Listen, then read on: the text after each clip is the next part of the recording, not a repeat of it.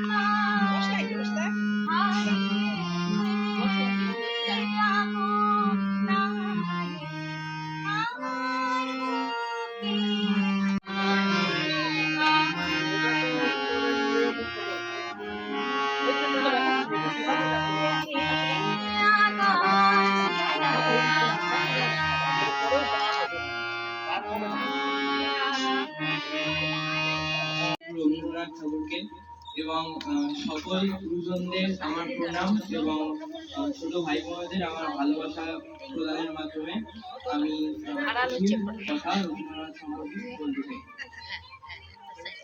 আমাদের কবিগুরু রবীন্দ্রনাথ ঠাকুর, তিনি জন্মেছিলেন কলকাতার জোড়াসাঁকোর ঠাকুর বাড়িতে। তার পিতা ছিল মহর্ষি দেবেন্দ্রনাথ ঠাকুর এবং মাতা ছিলেন সারদা দেবী। তিনি অত্যন্ত এক সম্ভ্রান্ত এবং সাংস্কৃতিক পরিবারে জন্মগ্রহণ করার জন্য প্রায় বাল্যকাল থেকেই তার মধ্যে এই কবি প্রতিভার সঞ্চার দেখা দিয়েছিল। তিনি